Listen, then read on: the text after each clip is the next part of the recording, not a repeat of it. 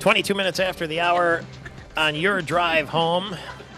Mid-Michigan Business Wrap Afternoon Edition. In case you're just getting to know us, we do this in the morning on Wednesdays from 9 until 10 and then 6 till 7 on Wednesday afternoon. So you can get some ideas going here. There were a couple of things I wanted to share this with you. I don't understand really what happened yesterday, but it's a customer service sort of thing. I was in a convenience store, which I think should probably go unnamed, on Okemos Road in Okemos. And I was waiting in line, and a lady came in with a plastic, grocery bag. And she had some empty bottles in it, and she wanted to return them to the store at the counter. Probably had 5 bottles in there. And the woman behind the counter said, "We won't take those bottles if they've been in a plastic bag." And the lady behind the counter said, "Well, I don't understand. We will not take back returnables if they've been in a plastic bag." And the lady said, "Well, I'm trying to understand what's going on here. Do I have to go outside the store, take them out, and come back in?" And they've been in a plastic bag. We will not take them. Wow. And the lady says, "Well, I hear you saying that, but I don't understand, and it sounds kind of stupid." And the lady behind the counter just was, "Nope, we're not going to take them." And finally, the customer says, "You know what? You are so rude," and turned around and stormed out of the store. Wow. And then the counter lady just went about her business, with taking the change and everything. Had anybody ever heard that before? That's why you have, it comes down to the customer service. One minor little tiny event like that. I don't want to go in there again. There you go. And then you have a radio personality standing behind. You see that, and then the next thing they're talking about it. You never know who's around. But seriously, it's the little things that separate. I have heard that you're not supposed to put bottles in plastic bags, and some places don't want. Why is that? You not. What is the reason? I don't know. I don't know the reasoning. I have heard that before. I think what the woman should have done is, "I'll take them today, but if you ever bring them in again in plastic bags, I won't be able to take them." Or how about, or something like that. I'm but sorry I've to heard tell that you too. this, It'd be interesting if somebody knew the reason for it. I always use paper bags. Well, what kind of because bags I've do heard, they put them in when you buy them? Yeah. Plastic bags. on the way out. Yeah. Right. I don't know the reasoning. I'd love to know. We've got to do some research The on only thing that I can one. think of is if you put them in there with the tops missing and it spilled pop all over, everything gets sticky, but that and then happens they're any handling. place. But that's but Well, 888-900-9966. We need to know. But the point of it is, I guess there would have been a nicer way to say would have our been policy, I'm sorry to tell you, is, Yeah. blah, blah, blah, blah. Or maybe take them this time and I can't take them next time. But Ah. that's strange to. Yeah. And that happens with so many companies these days. I'm thinking of the banks in the foreclosure process and so forth, where somebody will call and try to get some customer service, and a lot of these people on the other end of the line just don't care. And these people are losing their homes. It's something obviously a lot different than taking back plastic bottles. And they don't care because they get paid at the end of the week whether or not this person loses their home or not. But exactly. But if you were to get into a position where, the owner was there, I wonder how that person would be reacting. Yeah, I mean, if somebody could see the way that Sure. it's not my convenience store, it's not Right. my bank or whatever it is. I get paid on Friday whether I take these bottles or not. Yeah. I think so much of that comes down to goes back to the localism. Just when you're dealing with local instead of corporate, it makes all the difference in the world. And this is what you get. If you had that personality and something, and that was a local company, you could call up that local company, and more than likely within 1 or 2 steps, you're talking to either an owner or upper management. One thing that bothers me that I had happen, the same gas station did this to me twice. Once I got into my car for some reason, and when I came back out, there was a message saying, "We turned off your pump because you have to be standing outside." Really? And then the next thing happened just recently. I went inside to grab a soda to do something. I went inside to buy something, and while I was in there, the guy said, "I turned your pump off because you've got to be standing next to your car." It was the same gas station, and I thought, I guess it is, that's but a state law. shouldn't they tell you? Yeah, but law, schmaw. I mean, So then I had to go back out, but it should say something like you have to stand next to your car or something, but to turn I it think off it might on say you. that.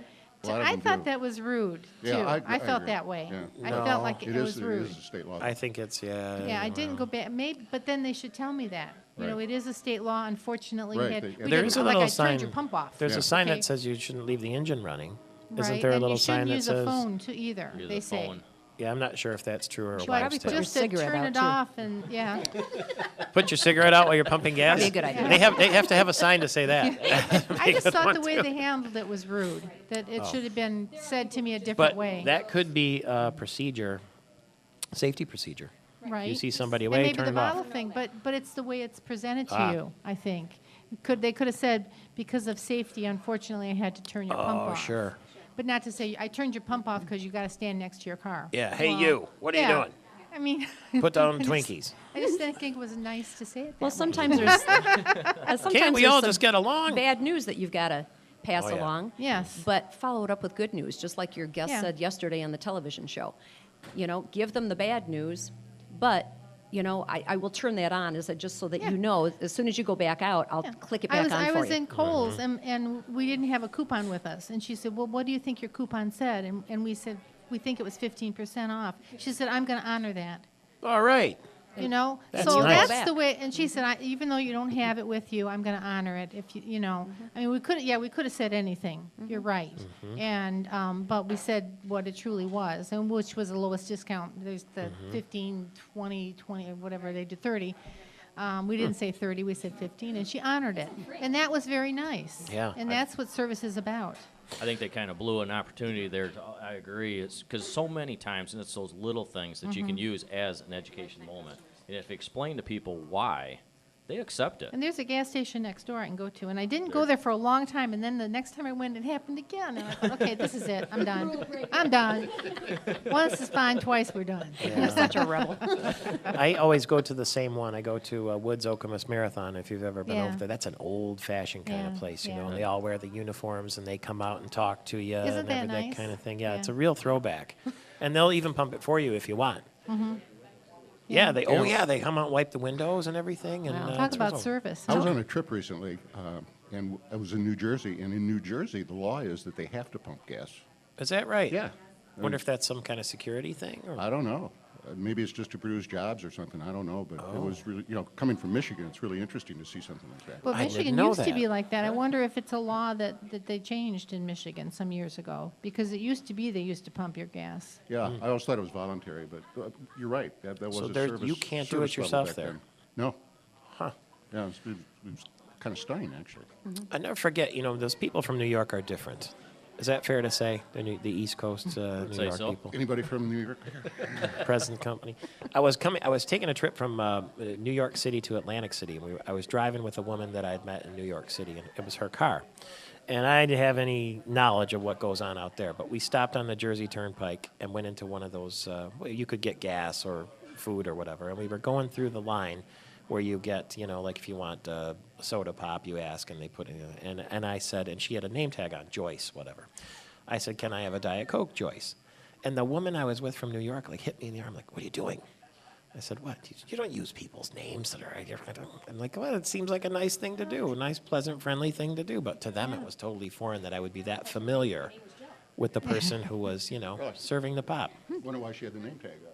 That's why. I mean, that's what I thought it's for. So she could remember who she was. That's when I realized New Yorkers are different. They're not interested in that kind of familiarity. I have a piece of audio that I'd like to play for you from State Representative Bill Rogers, who was with us this morning on the program. He's a Republican. And it's Mike Rogers' brother. He's a state representative, and in fact, he's 56 years old, by the way, from the Brighton area. But he's in the home building business. And Kim Laforet especially aimed at you here. I wanted to get your reaction to what he said. Here's how that conversation went. But what about the housing market? Housing market for new construction is essentially dead. Talking to a lot of the realtors, at least there is a market in the foreclosure end of it. Truthfully, I've had to, when trying to quote some business here and there, is I've told the people, right this second, my material costs have not gone down. So when I'm quoting, say, an apples to apples, if for a lot of people, I have to be straight up with them. If you can find a foreclosure where you're just putting in some new carpet and paint, I'm afraid 50 cents on the dollar is not a bad deal. So our industry is pretty well dead. That's some straight talk right there, isn't it? It is, unfortunately. We actually saw this some time ago coming into effect. It's a family business. We've been in business now, this is our 21st year. This year and last year will be the first 2 years we have not sold a home in the state of Michigan. And to kind of put things in perspective, we deal with a modular system. And the company that we represent have the longest for the full 21 years was one of the largest manufacturers of this type of system in the United States a few years ago. And Michigan supplied approximately 75% of their manufacturing capacity. Last year, they sold one home in the state. Kim LaFerrette, that's some pretty straight talk. It is. It is very sobering when you hear somebody who's actually in the industry, because you hear about it generally speaking, but to hear how it affects somebody personally. I would say that that's true about the Lansing area as well. All of mid-Michigan, or all of Michigan actually, is suffering very, hard right now because of not only the economy, but the housing market, obviously. The only builders that I see that are building right now are the ones that are building in mass. So they have maybe 4 or 5 floor plans you can choose from. They have a set of suppliers and contractors that have agreed to take less money just to stay employed, and they are building in mass. So you will see some of these companies coming in from other areas into the Lansing market right now and building properties, and they're not building a bad product. They're just not building a custom product. Because the price right now is driven right now. That's what's driving it all right now is price.